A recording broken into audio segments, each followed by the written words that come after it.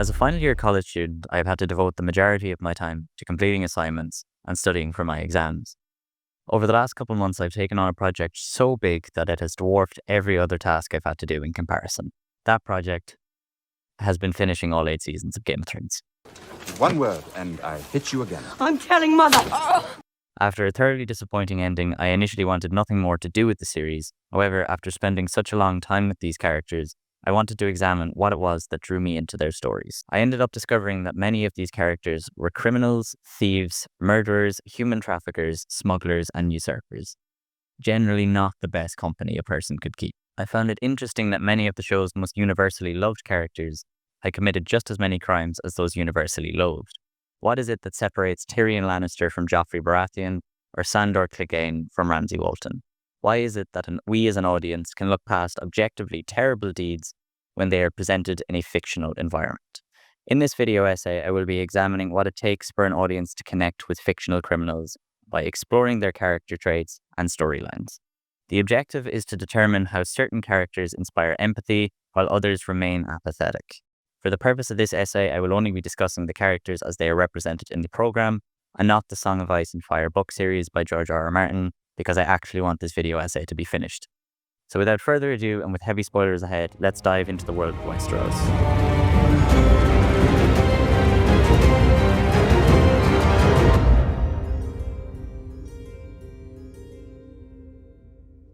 First off, let's confront the Gold Company elephant in the room. Almost every single character in this show is well versed in killing. I say killing instead of murder, as most of these acts were committed between enemies on opposing sides during a time of war. For the purpose of this essay, this does not constitute as murder. Neither does any form of execution that was carried out as criminal punishment. These killings are not criminal within the laws of Westeros. Any murder committed outside of these express situations constitutes a criminal act and is open for discussion. Now that that's out of the way, let's take a look at our very first character. Couldn't resist some northern arse. If you like redheads, ask for Roz. Come to see me off, Greyjoy. Kind of you. Your master doesn't seem to like Lannisters. He's not my master. No, of course not. Theon has been a personal favourite character of mine for all 8 seasons of the show. In saying that, Theon has committed several crimes, notably child and mass murder, treason, and terrorism. Theon betrays his adopted family, lays siege to Winterfell, murders many innocents, and when he is unable to locate the Stark boys, he burns 2 of the farmers' children in their place. All of this should make the audience fully apathetic to Theon, except it doesn't. Most people would describe Theon as a sympathetic character, especially after suffering at the hands of Ramsay Bolton. Even before his torture, Theon expresses remorse for his actions he knows are unforgivable. While the audience may not be able to justify his actions, many will be able to understand the headspace that led him to them. Theon, the heir to the Salt Throne, is constantly belittled by his biological father and treated as unworthy of his name. While the Starks treated Theon kindly, they were still his captors, and Winterfell was never his chosen home. Theon's crimes came from a desire to be accepted and to prove himself to his father. Everyone at one point or another has wanted affirmation and praise from a parent, and everyone to some degree wants to be accepted. Although his crimes are heinous, he is humanized in such a way that allows the audience to understand him. This is a common theme with our empathetic criminals. Following his transformation into Reek, Theon Greyjoy, as he once was, is no more, refusing to even speak his own name. A husk of his former self, this person is thoroughly and completely broken. The breaking of Theon's character creates a deeper layer of sympathy for the character, allowing the audience to feel sorry for him, even wanting him to achieve some sort of revenge. When Theon eventually returns to his senses after saving Sansa from the Boltons, his character takes on a new life. Theon is painfully aware of his mistakes and is motivated to keep living solely by a desire to do right by both his families and achieve some sort of redemption, which ultimately he does by defending Bran from the Night King. Not quite a lovable rogue, more of a tragic hero. Consider themselves lucky I don't hang them for treason. Hard truths cut both ways, said Davos. Stannis, on the other hand, is not a character many people empathise with. Guilty of many of the same crimes as Theon, Stannis is involved in the murder of his brother Renly and the burning of his daughter Shireen at the stake. These 2 crimes are eerily similar to those of Theon Greyjoy. Stannis betrays his family not once but twice, and in doing so murdered 2 innocent parties. Their crimes are similar, so why is it that the audience are willing to forgive Theon but not Stannis? The first reason is remorse, or rather the absence of remorse. Stannis, until his final breath, believes that his crimes are necessary on the road to the crown. This makes it difficult for the audience to empathize with him, especially when it turns out that his efforts are in vain. The second reason is connection. In Theon's case, the two boys were killed were faceless, nameless background characters whom the audience had no connection with. Their murder only carries weight in the context of Theon himself, not the victim. Shireen was a character we were allowed to get to know, a character that represented all things good and innocent, a character we were allowed to watch grow up. This makes her brutal death all the more impactful and unforgivable. The audience cannot have empathy for Stannis while also maintaining empathy for Shireen. Putting a familiar face to the victim makes the audience feel its weight. This is a common theme dividing the empathetic and apathetic characters in the show. Your king says he betrayed me for love. I say he betrayed me for firm tits and a tight fit. Walder Frey is a character known for one of the show's most infamous crimes, the murder of the extended Stark family at the Red Wedding. While Frey himself does not use the blade, it is by his command that Robb's pregnant wife is brutally stabbed to death. It is by his command that Catelyn is made to watch her son die before having her own throat slit from ear to ear. This act of orchestrated violence is one of the most shocking and deplorable acts committed in the show. It is only natural that this character is universally loathed for his crimes. In fact, Frey's character is completely outweighed by his crimes. If you were to ask a casual viewer who Walder Frey is, they might not be able to tell you, but I can guarantee you that they remember the Red Wedding. This act is one of the few times in the show a crime is received with the same weight as it would be in a non-fiction setting. But why is this? Again, I believe it can be for the most part attributed to the connection we as a viewer form with the victims. For the majority of the earlier seasons of the show, the Starks could be considered the main characters. To watch these criminals' acts be committed against characters we root for and love prevents the audience from seeing things from the criminal's point of view. We empathize with the victim, not the villain. We do not know Frey well enough to see things from his point of view. In the same way that Theon's boys were used to drive his narrative, so too is Walder Frey. His crimes are viewed through the context of the Starks.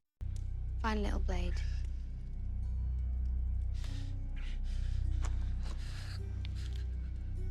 Maybe I'll pick my teeth with it.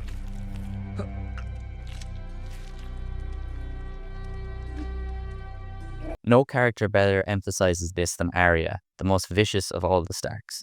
Arya seeks revenge on the Freys for the murder of her family, committing arguably even more heinous crimes in the process. Arya kills Frey's sons and feeds them to him in a pie before slicing his throat to mimic what was done to her mother. She then proceeds to assume his identity, tricking his entire court to drink poison and die. What Arya does in this episode is arguably even worse than the acts committed by Frey, or at least more extreme. So why will most people cheer when they reach this point in her story? Again, it's context and familiarity that build up this sense of empathy. Arya's crimes are viewed as justice, an eye for an eye, so to speak. While her means may have been brutal, the audience understands where she is coming from, and what pushed her to these extreme measures.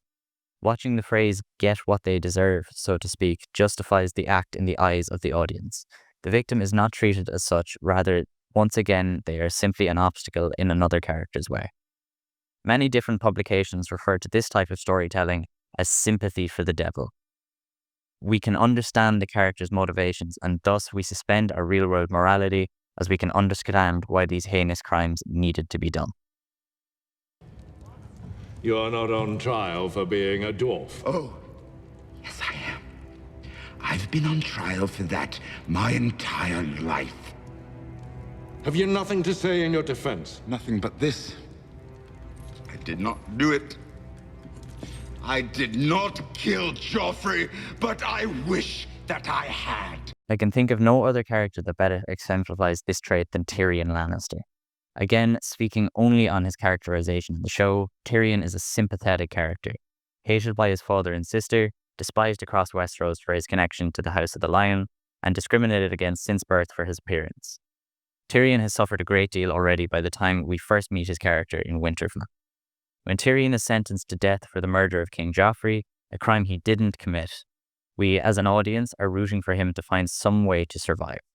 Rather than escaping into the night undetected, Tyrion instead makes the decision to seek vengeance on his father Tywin and his previous lover Shae. These two conspire together to frame him, leading him to a wrongful death. Tyrion strangles Shae in her bed and shoots his father on the toilet. Two objectively brutal and unnecessary murders done solely for the purpose of revenge. In both cases, Tyrion does not appear to be happy with committing these crimes, though they are his own choice.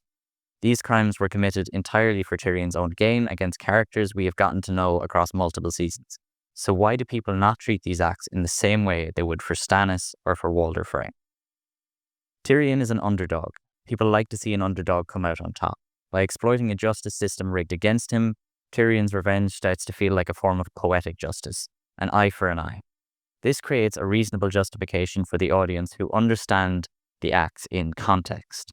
This is not to say the audience doesn't understand the weight of these crimes, just as they are not viewed as expressly evil. While Tyrion shows little remorse for his actions, the audience can see the toll it takes on him, physically and mentally, as the seasons progress. There is significant guilt present. As the series continues, Tyrion does not commit anything close to these crimes ever again. All of these things combined into a perfect cocktail to allow the audience to move past his actions. We feel a sense of justification for why the crime was committed. We see the toil of the actions take effect, there is evidence of significant remorse, and the character continues to develop positively.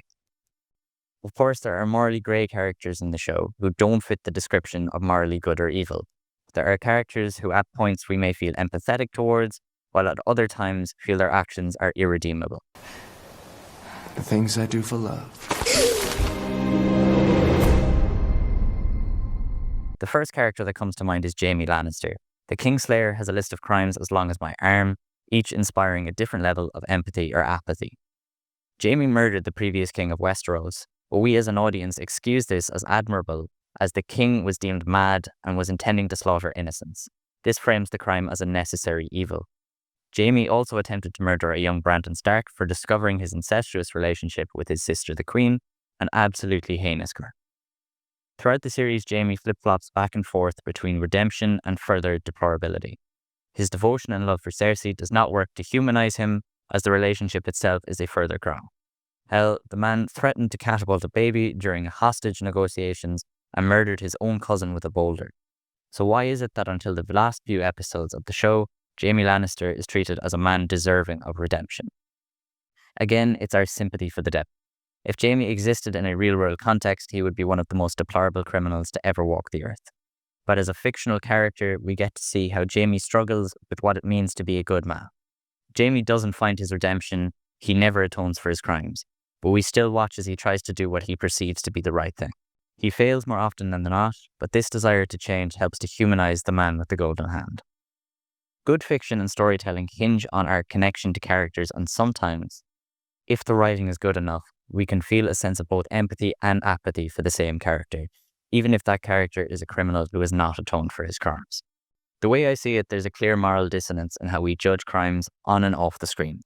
In reality, we focus on the act itself and its victims, but in fiction, we focus on the context, remorse, and victimhood, three factors that decide whether a criminal should be considered a hero or a monster. Theon's redemption works because we see his guilt. Arya's brutality feels righteous because we mourn her losses. But Stannis and Frey fail these tests. Their crimes lack remorse. Their victims haunt us, and their narratives refuse to absolve them. Yet here's the twist. Fiction's power lies in this very hypocrisy. A fictional murder is weightless unless the story gives it meaning. That's why we forgive Tyrion's revenge, but condemn Walder Frey's betrayal. Not because of morality, but storytelling. So instead of comparing fiction to reality, perhaps we should ask, what does it say about us that will forgive any crime as long as the criminal cries on screen?